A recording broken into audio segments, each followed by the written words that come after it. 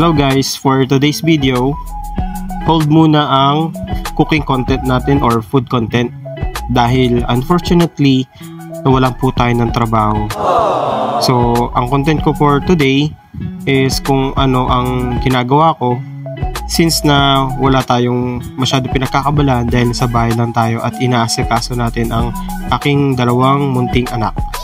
So sa ngayon, ang ginagawa ko naman is nag-apply ako sa iba't ibang mga company.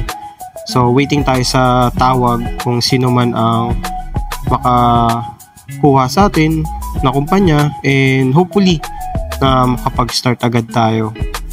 Napakahirap ng walang trabaho lalo na't breadwinner ka katulad ko. So yung mga breadwinner dyan katulad ko, I'm sure makaka-relate kayo.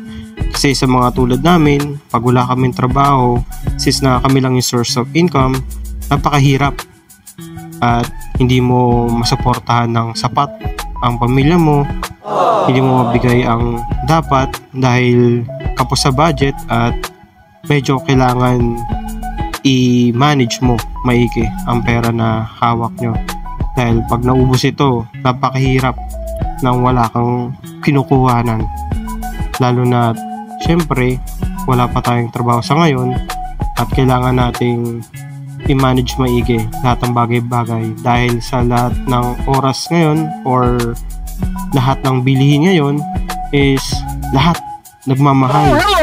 Grabe. Kahit anong bilihin ngayon, lahat na nagmamahal.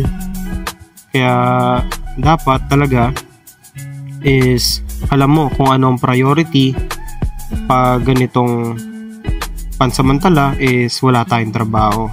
So sa ngayon, naghuhugas muna tayo ng plato, linis ng bahay, asikaso sa dalawang bata, at since na tapos na ako sa gawaing bahay, eto marites-marites, kwento muna tayo sa kapitbahay, kakape lang muna tayo, at parang may mali ata sa ginawa ko. Dahil ata hindi ako nagkape. Dahil may dumating na makakapagpanervyos sa akin. Maya-maya, ayan na.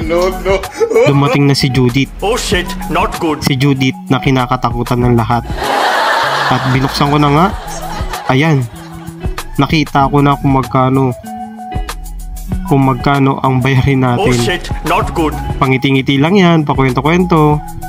Pero nag-aalala na yan dahil may Judith na. At ito na nga, nag-aabang ho tayo ng tawag sa atin. At fortunately, may tumawag na kumpanya. Ayan na nga, pinagpapasa ako ng requirements at binigyan tayo ng schedule for medical examination. Oh yeah, boy. So kinabukasan, since na meron naman tayong requirements, kasi sa panahon ngayon, puro online na, nasubmit ko na lahat. Ang requirements na lang na wala tayo is yung medical examination. So nagpa-schedule na tayo sa clinic kung saan accredited ng kumpanya. At ang maganda dito is sagot ng kumpanya yung medical examination natin.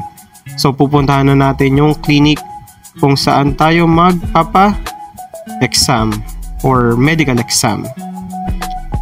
So samahan nyo ako hanggang matapos natin ang examination. At ito na nga, nandito na tayo. And since na bawal daw mag-video sa loob, so ang binidyoan ko na lang yung paglabas ko na pagkatapos ng examination.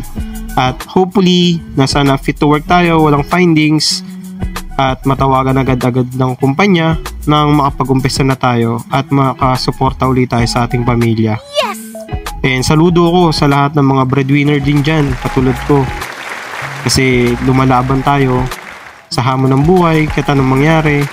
Mahirap man, masaya, sa gipit, sa ginhawa, lagi tayong matatag.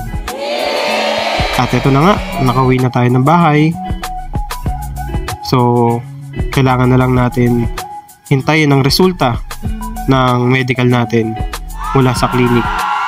At tatawag ang kumpanya once na fit to work na tayo, i-schedule na nila tayo ng orientation para sa start date natin sa trabaho. And hopefully soon na matawagan na tayo agad-agad para back to normal tayo. Salamat sa panonood. Hanggang sa muli. Bye-bye.